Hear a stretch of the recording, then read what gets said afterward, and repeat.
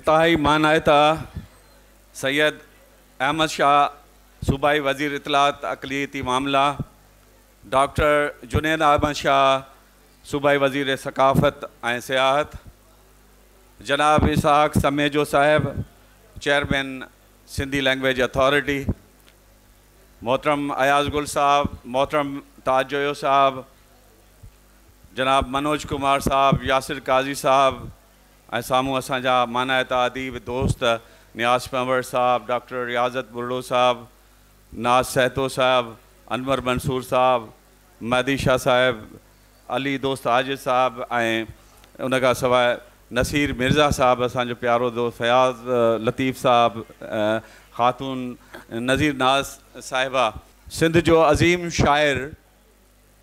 हज़रत शाह अब्दुल लतीफ़ भिटाई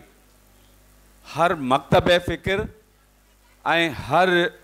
उमिरि जे लाइ पंहिंजे फ़िक्र ऐं फ़लसफ़े खे अव्हां ताईं पहुचायो आहे। उन्हनि मुख़्तलिफ़ फ़िक्र ऐं मुख़्तलिफ़ उमिरियुनि जे माण्हुनि सां कीअं पंहिंजे ख़्यालनि जो इज़हार कयो आहे,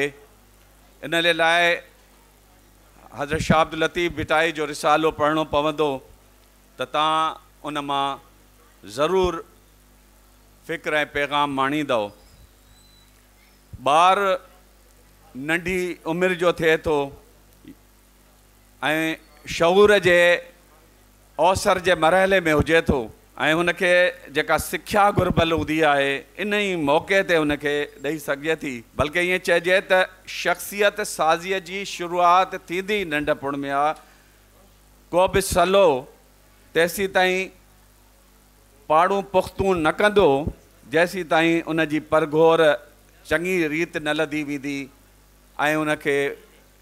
पाड़ पुख़्ती करण खां लाज़मी हूंदो आहे, छाकाणि त उनखे केतिरा ई ख़तरा इन मरहले ते हूंदा आहिनि। इहा साॻी राय जेका आहे इन नंढड़नि ॿारनि जे लाइ बि लागू करे सघिजे थी, जिन खे पंहिंजी ज़िंदगी जूं राहूं हमवार करणियूं आहिनि ऐं उन्हनि खे ईंदड़ वक़्त जे लाइ हिकिड़ो काराइतो इंसानु बणिणो आहे, उन्हनि खे मुस्तक़बिल जो महिमार थियणो आहे ऐं उन जे लाइ हिकु साज़गार माहौल खे वॾी अहमियत आहे। हिकिड़ो ॿारु उन जी तरक़ी ऐं उन जी तामीर में लतीफ़ साईं जो कहिड़ो किरदारु हूंदो ऐं उहो कीअं पियो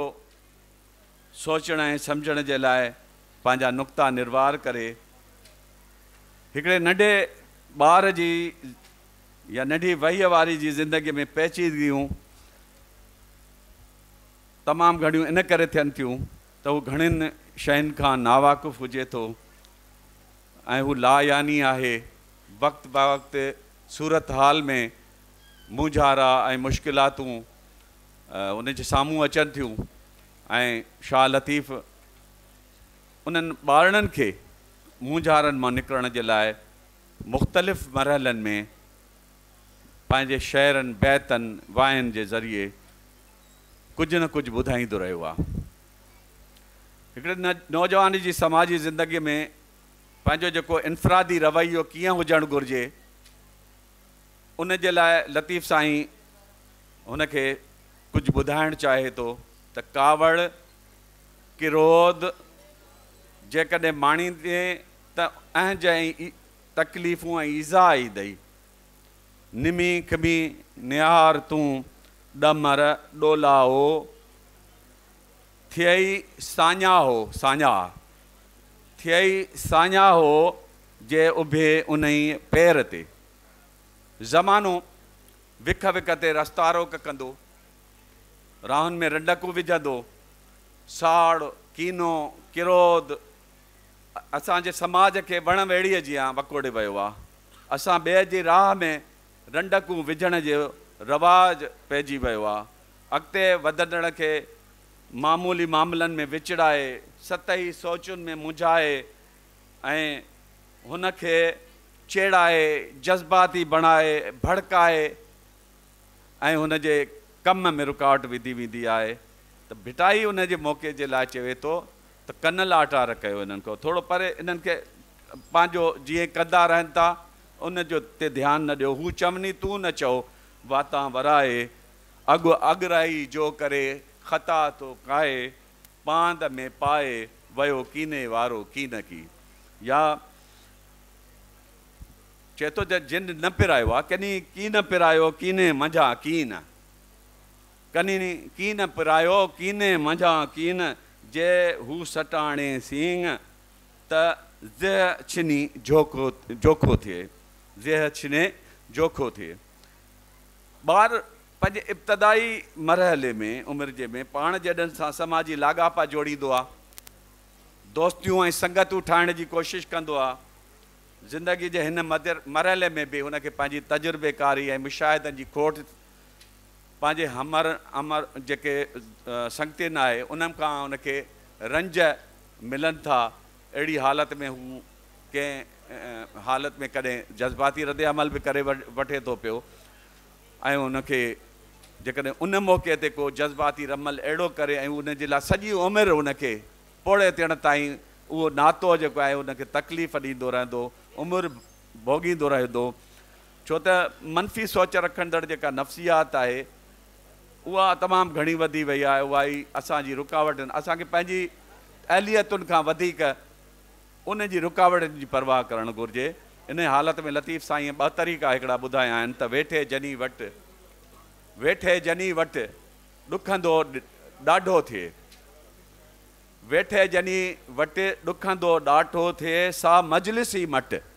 त जे हासिल होए हज़ार जो। जेकॾहिं तव्हांजी तकलीफ़ जा जेके सबबु बणिजनि था उन्हनि खे पाण सां जोड़े रखण मां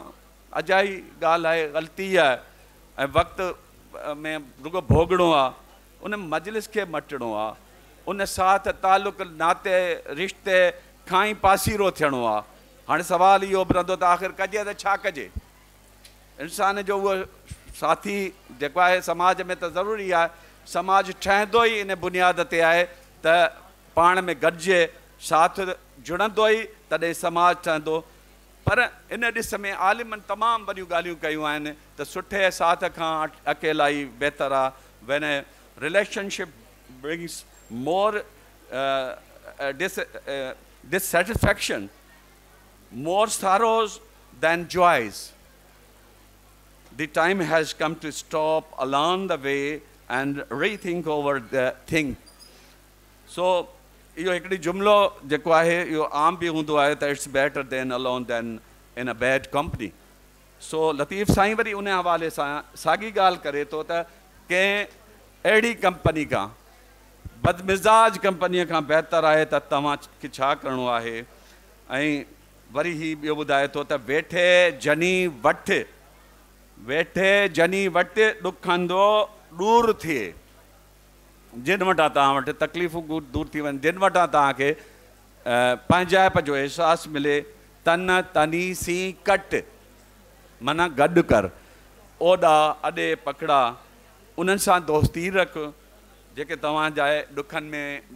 भाङे भाईवार थियनि था, जेके तव्हां सां पंहिंजो जेके सम्झनि था, जिन मां पंहिंजाई थिए थी, उन्हनि खे पाण सां सलाहे रखियो, उन्हनि सां ई पंहिंजा रिश्ता ऐं नाता वधायो। कची उमिरि में कचायूं हिकिड़ी फितरी ॻाल्हि आहे, पर सिख्या ऐं साञा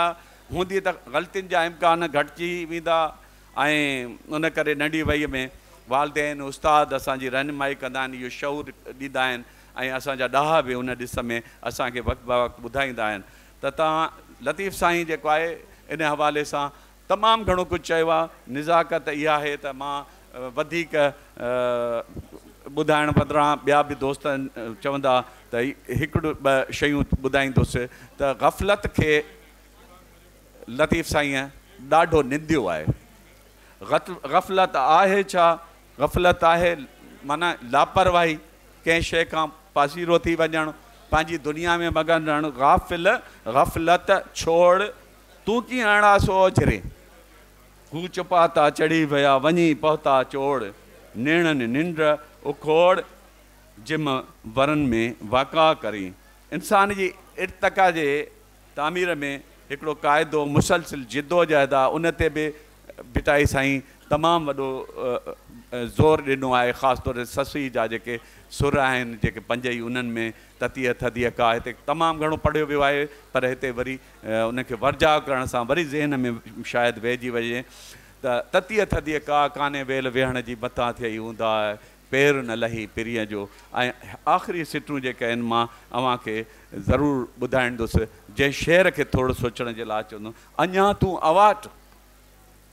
वाटा पासे वेसरा, अञा तूं अवाट वाटा पासे वेसरा, सूही थी सवाट त मंझां दिलि दग लही।